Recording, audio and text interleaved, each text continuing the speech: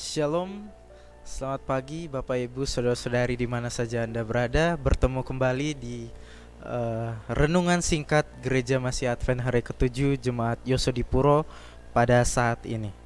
Sebelum kita mendengarkan firman Tuhan, mari kita bersatu di dalam doa. Ya Tuhan, Allah Bapa kami yang bertakhta dalam kerajaan sorga, pada saat ini kami akan mendengarkan sedikit dari firman-Mu. Kiranya Tuhan berkati agar firman ini boleh dapat menguatkan iman kami untuk lebih percaya kepadamu.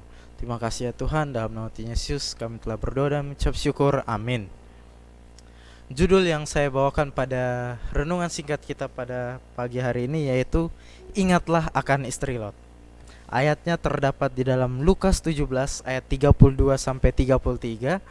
Bunyinya, Ingatlah akan istri Lot. Barang siapa berusaha memelihara nyawanya, ia akan kehilangan nyawanya. Dan barang siapa kehilangan nyawanya, ia akan menyelamatkannya. Nah, ada apa dengan istri Lot? Mengapa kita harus mengingat peristiwa tentang istri Lot?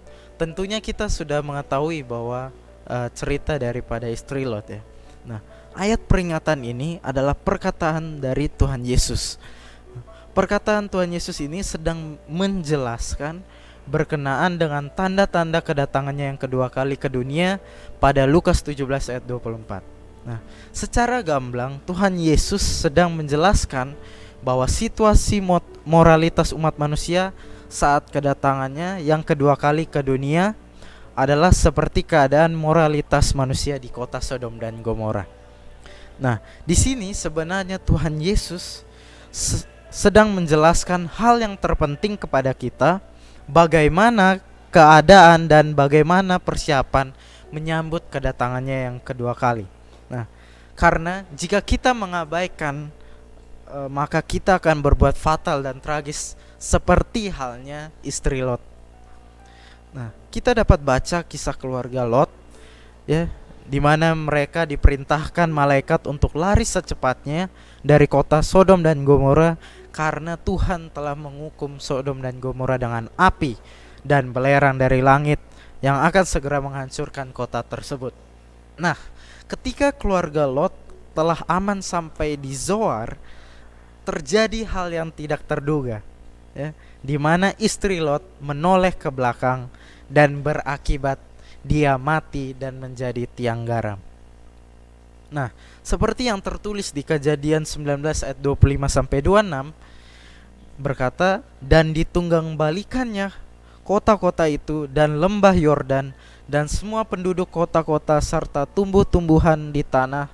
Tetapi istri Lot yang berjalan mengikutinya menoleh ke belakang lalu menjadi tiang garam. Nah, ketika Tuhan Yesus berkata demikian, ingatlah istri Lot, ia kemudian melanjutkan dengan perkataan, orang yang berusaha menyelamatkan hidupnya akan kehilangan hidupnya. Nah, tetapi orang yang kehilangan hidupnya akan menyelamatkannya. Dalam hal ini, Tuhan Yesus sedang mengingatkan kita tentang bahayanya seseorang yang terikat dan sangat mencintai gaya hidup dunia saat ini, ya. Contohnya adalah istri Lot. Istri Lot adalah seseorang yang terikat akan gaya hidupnya.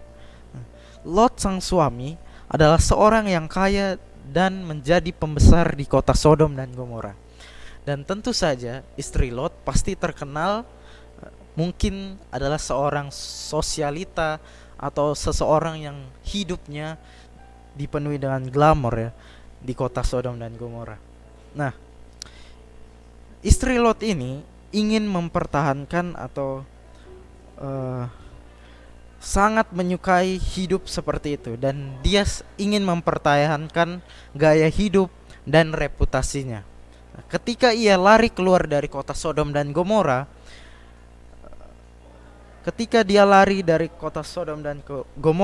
hatinya masih tetap melekat dan mencintai gaya hidup kota Sodom dan Gomora, ya, sehingga ia tidak tahan, ya.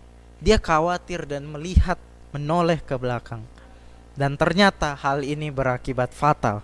Ia mati dan menjadi tiang garam. Nah, tragedi istri Lot ini menjadi peringatan bagi kita, ya, kita semua. Jangan sampai kita tidak siap menyambut kedatangan Tuhan yang kedua kali. ya. Jangan sampai kita memiliki sikap hati yang terikat dengan gaya hidup dunia ini pada saat Tuhan datang kedua kali. Oleh sebab itu, kita harus selalu berjaga-jaga dan waspada supaya jangan tanpa sadar kita mempunyai gaya hidup, ya, gaya hidup dan sikap hati seperti istri Lot, yaitu masih terpikat dengan dunia ini, ya.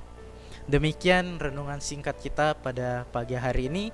Kiranya boleh menjadi pelajaran bagi kita agar kita tidak terpikat dengan dunia ini, sehingga kita boleh dapat siap untuk kedatangan Yesus yang kedua kali.